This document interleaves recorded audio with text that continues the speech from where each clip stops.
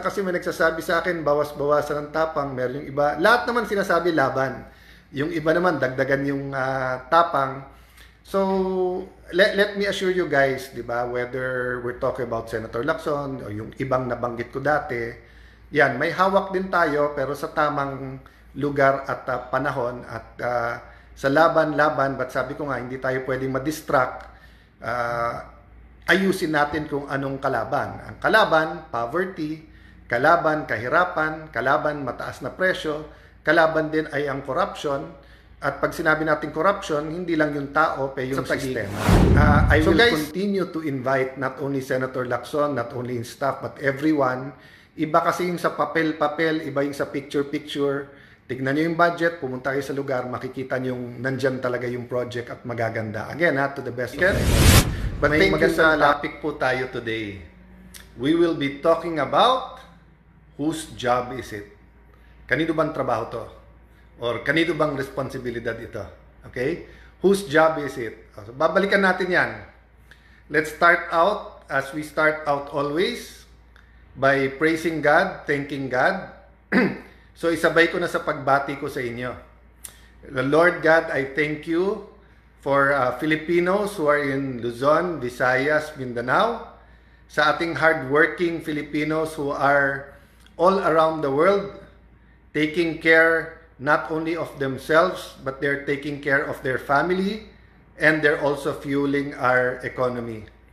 Lord, we thank you not only for the blessings, we thank you for all the struggles. So, tandaan po natin lahat yon. Kailangan magpasalamat tayo sa Diyos sa lahat ng pagsubok, pag-usig, struggles natin. It's meant to make us even stronger. So let's always start with a grateful heart. Alam ko po na kapag may problema, family problems, relationships, lalong-lalo po pagka meron may sakit, ang taas ng presyo ng kuryente ngayon, so kung panahon magbayad ng bill, end of the month, start of the month, so nakuha yung sweldo pero hindi pa nabibilang, ubos na. Challenges cannot be underestimated. You know what? One thing I learned, kasi nag-start ako bilang konsehal before becoming congressman, senator, speaker, secretary of foreign affairs, and senate president.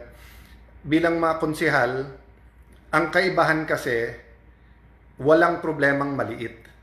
Diba? So, for example, minsan pag nasa Senate ka, parang may hingi sa'yo ng tulong for tuition. O kaya meron siyang may sakit na kulang yung pang-opera o kulang sa gamot. It's always important, pero minsan may tendency yung ibang, let's say, senators to say na, total, ako nagpasa ng PhilHealth bill o kaya naglagay ako ng napakalaking pondo sa DOH, so hindi ko man matulungan ng husto yung isang may sakit, natulungan ko naman kayong lahat, di ba? Or minsan pag speaker ka, napakalaking pondo, napakaraming batas na naayos mo. Pero yun nga, pag ikaw ay kagawad, konsehal, barangay captain, even mayors of municipalities na konti yung pondo, walang maliit at o malaking problema di ba? So for example, yung isang nasa burol na hindi mailibing yung kanyang kamag-anak, for him or her, that is the biggest problem in the world. Di ba? Kung nanay mo o asawa mo kailangan ng chemotherapy at kulang, hindi mo na maintindihan yung pondo ng PhilHealth o yung kalagayan ng healthcare sa buong Pilipinas. Ang pinaka-importante sa iyo, yung paano mapagamot yung kamag-anak mong may sakit, di ba? So, yun po ang isang benefit ng nakapag-local at nakapag-national. Mababalance mo na yes, the higher your position, the more you can do, but the more na nasa grassroots ka, the more na alam mo na every single problem is a big problem. So the question is, whose job is it? So let me go back in time. Alam nyo po, nung dumami yung Christian sa period po ng Rome, di ba sa Rome, Roman Empire, they took care of course of the officials, di ba? Yung mga nobles nila, yung si Caesar, mga senators nila, And isang inaalagaan nila, mga sundalo nila. Kasi syempre, as they conquer other places, then they plunder it. Ibig sabihin, kinukuha yung mga kayamanan. May reward yung mga yan, whether lupain or whether babayaran sila or share of yung mga na-plunder nila. In modern times, parang lahat inaasa natin sa gobyerno, lalo sa socialist government, di ba? Sa capitalist governments, democracy, halos parang socialism na rin minsan na free education, health, yung mga kalye, etc. Pero may halo, di ba? For example, sa atin, yung mga pinaka-convenient natin na highways, panay toll road, may bayad din. Unlike, for example, sa US, kaya nga freeway, dahil libre siya, di ba? NJ Alamia, labanan mo sila, Senator, kahit ikaw lang mag-isa. NJ, thank you po sa iyong paalala. Sinabi din sa akin ni Bishop Bam, kung tawagin po namin, si Bishop Oriel. Pinaalala niya sa akin na kung may mission sa'yo si Lord, kahit mag-isa lumaban. So pag-pray niyo po ako, pag-pray niyo po ang ating bansa, we will continue to advocate, we'll continue to, basta ang prayer ko, ilagay ako ni Lord kung saan niya gusto at gawin ko yung gusto niya. Siguro I'll take this opportunity to thank all of you who's not only, yung iba giving me the benefit of the doubt, yung iba full faith and confidence, and let me assure you, lahat ng allegations na binabato sa amin ay masasagot, at let me assure you na maayos dito sa Taguig, di ba? As I keep saying, to the best of my knowledge, walang ghost project dito, may mga technical, may mga kailangan ipaliwanag, pero syempre yung details, kailan, sino, etc., dadating po tayo dyan. So, hinihintay ko lang parati yung specific na allegation. Minsan kasi, hulugan din yung mga allegation. But that's not our topic today. June Bauto from Kuwait, Danilo Leharde, watching from Paris, France. Yan, sa Paris pa siya. God bless you guys. No? Yun ang gusto ko po pag medyo hapon at late at night, ang ating mga kababayan abroad nakakasabay din. Gilbert Ubana, salute pabalik sa iyo, Gilbert. So, guys, itutuloy po natin ang ating advocacy. As I told you, medyo pinapayuhan ako na medyo mas statesman, medyo mas may grace and love. Pinapaalala sa akin parati ng mga Christian leaders, hate the sin but love the sinner. Sabi ko nga, di ba, hate the sin, love the sinner, pero buwagin ang sindikato. Ayan. Kasi maraming sindikato talaga eh. So, I was saying guys, whether you talk about education, whether you talk about feeding programs, whether you talk about health, mga ospital, mga clinic, Tito Leroy Tan, God bless you. Thank you for your love, Tito Leroy, at parating yung pagpapaalala mo sa akin na huwag magkasakit at ano yung mga home remedy pagka nagkakasakit o yung mga preventive, katulad sabi ni Tito Leroy, yung honey nakakalaban daw ng bacteria sa throat para whether it's madalas ka magka-sore throat o acid, mag-honey daw. Thank you for that, Tito Leroy. Usay Kuwiko, God bless you. Bal Mercida, hello, gabayan kayo ng Panginoon. Kailangan po talaga. But remember guys, don't only pray for the leaders, business leaders, religious leaders, community leaders, leaders sa education, sa country na you like. Pati yung hindi nyo gusto, lalo nyo pag-pray. Kasi nga, dapat itama ni Lord tayong lahat, di ba? Pag hindi tinama ni Lord, lahat ng leaders natin, tatamaan tayong lahat. Michelle Boward from Hawaii. Yan, Jess Saldua, good afternoon sa iyo. Blessings from Hong Kong, Sheila Labutan, God bless you. Dagdag tapang, laban lang po, Marlon Inco. Thank you, thank you. Minsan kasi may nagsasabi sa akin, bawas-bawasan ng tapang, meron yung iba. Lahat naman sinasabi laban. Yung iba naman, dagdagan yung tapang. So, let me assure you guys, di ba, whether we're talking about Senator Lacson o yung ibang nabanggit ko dati, yan, may hawak din tayo, pero sa tamang lugar at panahon at sa laban, but sabi ko nga, hindi tayo pwedeng ma-distract. Ayusin natin kung anong kalaban. Ang kalaban, poverty, kalaban, kahirapan, kalaban, mataas na presyo, kalaban din ay ang corruption, At pag sinabi natin corruption, hindi lang yung tao, pe yung sistema. So guys, whose job is it? So nung Roman times, nung nagkaroon ng Christian community, so pasintabi sa akin mga kapatid dito from the different religions, I just want to talk a little bit about the Christian community during the Roman Empire. Sila nag-start nung radical love at yung pagkakaroon ng mini schools, pagkakaroon ng ospital, pagkakaroon ng mga doktor na libre. So, nung ancient times, hindi po gobyerno ang may trabaho sa yung ibang social service. Yung public works, at nung public works nung una ay very basic. For example, sanitation. Di ba yung maraming nagkakasakit sa Industrial Revolution. So, panahon man ng Romans or nung sa kanina may taga-Paris, yung mga taga-UK dyan, di ba? Nung nagkaroon dyan ng industrialization, maraming sakit. Bakit? Kasi nga walang mga drainage, walang sewerage. Tapos yung dumi, whether dumi ng tao o yung mga waste, lalo nung nagka-factories, kung saan-saan lang tinatapon. So when I say public works, pati tubig. Di ba? Dati kaya nga tabi ng river parate. That's why the richest civilizations, for example, Egypt sa tabi ng Nile River, di ba? Ang hanggang ngayon, whether Thailand o Vietnam, dahil sa rivers nila, yung agriculture, whether it's rice or whether nga yung delivery or transportation ng mga goods, di ba? But nung mga panahon na yon, Rod Oriesa, thank you. 3 a.m. sa California, pero nanonood na nakikita mo kami at nanonood ka. I'm sorry if I woke you up and I hope worth it yung ating pag-uusapan ngayon. Ang gusto ko lang kasi emphasize is that while it is the duty and responsibility of government to provide for our people, sabi sa Bible, prevent evil and to do good, di ba? So dapat kabutihan ang ginagawa ng gobyerno, then prevent evil. So when say prevent evil, kasama dyan ang peace and order, kasama dyan yung halimbawa, yung pinagbabawal na gamot, kasama dyan yung halimbawa protection of property, yung hindi ka nakawan, di ba? So promoting good, kasama dyan yung tamang edukasyon. But nung araw, trabaho po ng bawat tao yon.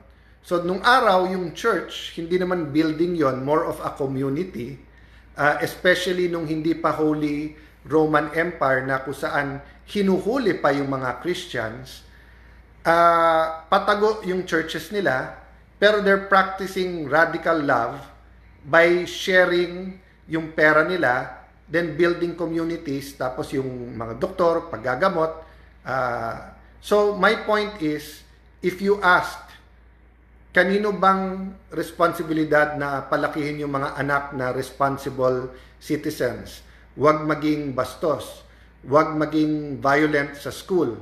Huwag magnakaw. Primarily the parents, the family. Pero trabaho din po ng church yon. Trabaho din po ng imam yon. Trabaho din po ng pastor. Trabaho din po ng ministro. Trabaho din po ng pari yon.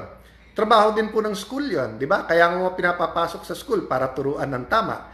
Pero syempre, kung half day yung school, 60, 70, 80 yung classroom, hindi naman mababantayan ng teacher lahat ng mga estudyante. So, karamihan ngayon, barkada at saka social media. At sa social media, hindi natin nababantayan lahat.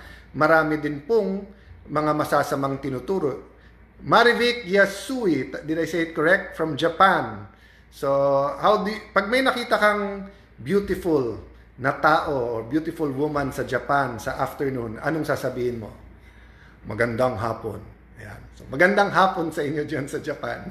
So guys, I wanted to emphasize in our short kamustahan today is that while government, so like SONA kontra SONA, I think we all understand the problem. So for example, presyo ng kuryente, hindi naman kaya ng individual yan. But syempre, kung may extra ka, yung kapitbahay mo wala, pwede mong pautangin or tulungan. Pero for example, sa pagbabantay ng anak, may kapitbahay ka, hirap din siyang turuan yung anak niya, let's say sa math, pero ikaw magaling ka sa math, pwede ka mag-volunteer, di ba? Ang health center niyo walang gamot, may extra ka, pwede ka rin mag-share. So what I wanted to forward here today is that I really hope hindi sumama yung ekonomiya at hindi po maging mas taghirap going to our last quarter, October, November, December. Usually po ang Pasko, yan po ang time ng hindi lang giving, but yan po ang time na talaga ang Pinoy kasama ang kanyang pamilya. But syempre, pag mahirap yung ekonomiya, doble, triple po ang hirap ng ating mga kababayan during this time. So, if we start changing our culture and mindset, for example po sa US, talagang kultura mag-tip. So, pinag-uusapan namin to lately kasi one benefit of yung ganito na medyo araw-araw may pagsubok, either nagla-lunch or dinner kami ni Lani kasama at saka iba naming ka-close, whether sa bahay yan or whether kung saan-saan, but mas nakakapag-fellowship at magkasama. So, binabanggit ko sa kanila, Jolan Rosario from United Arab Emirates. So, kamusta na po kayo dyan? Kamusta po mga taga-Israel, taga-UAE, Qatar, Bahrain? Alam ko, marami din tayong Pinoy sa Iraq. Let's continue praying for them. Dodi, beards more. Parang ako, more beard. Dodi, thank you very much. So guys, mabalik ako doon sa pinag-uusapan natin. Minsan mas gusto ko ganitong format kasi nakikita ko comments nyo at nakakamusta ko kayo. Irene, God bless you more. Seth Camara, I love the quote. Hate the sin but love the sinners. Yes, kasi di ba Irene, lahat naman tayo work in progress. So, iba sa inyo, ayaw na ayaw sa akin dati. Baka naman nagbago ako ng konti, gusto nyo na rin. May iba tayong politiko, including Senator Lacson, gustong-gusto natin dati, maari ngayong hindi. Pero may pag-asa parate, baka bumalik siya sa dati niyang for the truth fighting stance, di ba? So let's not give up on people because God did not give up on us, di ba? Jen Nessa, watching from Italy ba yan? Flag ng Italy. Laban, thank you, Lee. Yan. Mayo, nice. Laban Sen, thank you. So guys, yung responsibility natin, hindi lang sa sarili at pamilya, hindi lang sa loved one, nandun din sa ating community. So, if we help each other, government can help those who cannot help themselves. For example po, sa palengke, marami po sa palengke, actually even sa pila ng tricycle or anywhere we go, 5-6 talagang inuutangan. And again sa mga nagfa 5-6 naman, I'm not saying per se masama ang ginagawa kasi negosyo din yan. At may mga hindi nagbabayad din, so kailangan maganda din ang tubo. Doon po sa hindi familiar, ang 5-6 po, pautang ka ng 5-6 ang balik sa'yo, so more than 20% kasi, so halimbawa po, papautang ako 5,000 pesos sa palengke, babayaran ako ng 200 a day. So at the end of the month, 6,000 na yan. So can you imagine, if you have 500,000 in January, by February, if you have 500,000 na napautang, meaning 5,000 na napautang sa 100 people in January, February, 600,000 na, kumita ka na ng 100,000. O, yung 600,000 mo, 20% nun, 120,000, 720,000 na pera mo sa March.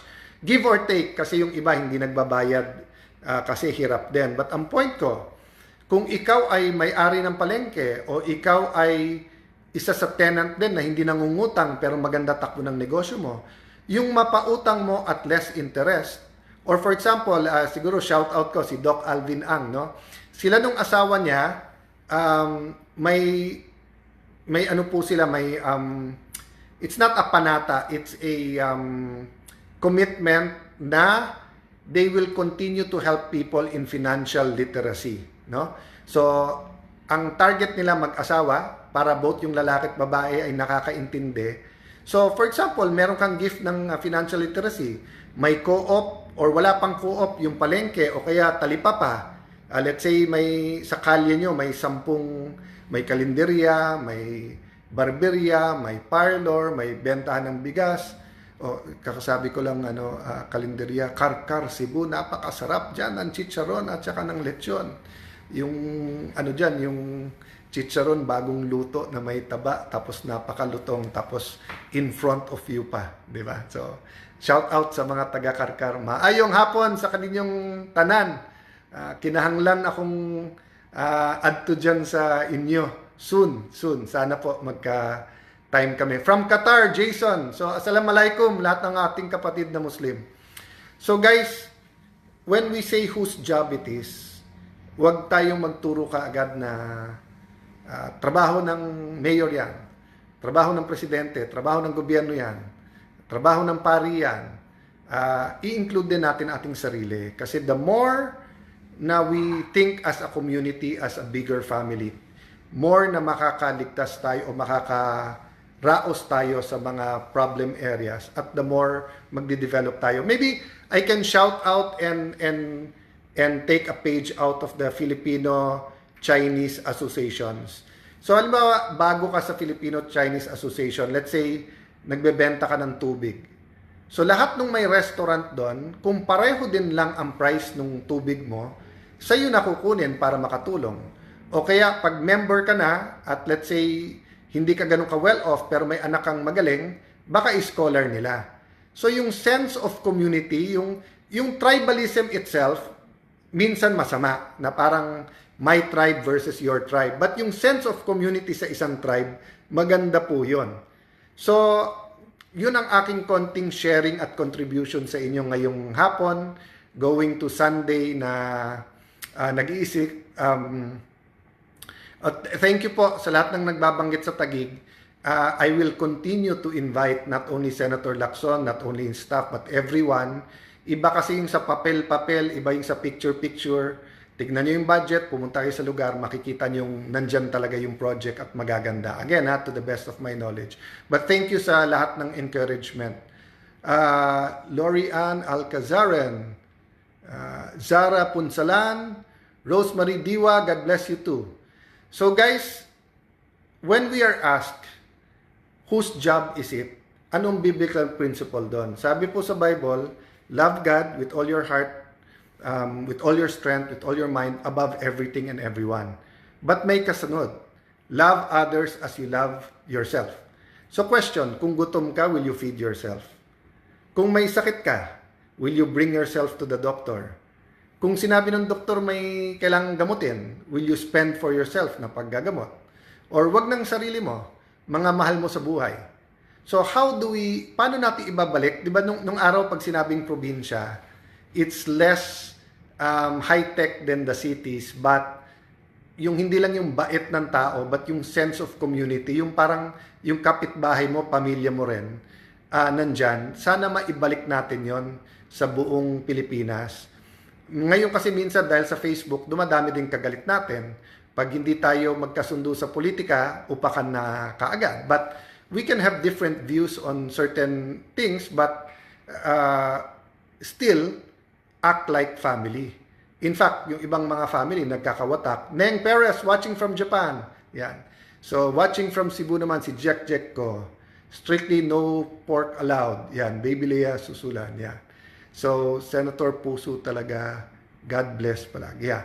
Napaka-importante po ang puso. Ang utak napaka-importante. Napaka-importante din po puso. So ginawa tayo ng Panginoon na may utak pero meron din pong puso. That's a good place to live. So guys, let's reflect on that. Let's demand from government to give our best, but let's not stop let's demand from government that we get the best from government, di ba? Bawat singko, bawat mamera gamitin sa tama, bawat oras na government na dapat sa gobyerno, resource na dapat sa gobyerno ay gamitin para sa tao. Having said that, let's also do the same, di ba? That not only when we have extra, sometimes when we don't have extra, mas masakit yung pagbibigay, pero mas makakabuluhan, mas meaningful. So God bless you all. God bless you. Magandang hapon sa inyo. I'll try to say hi ulit tomorrow.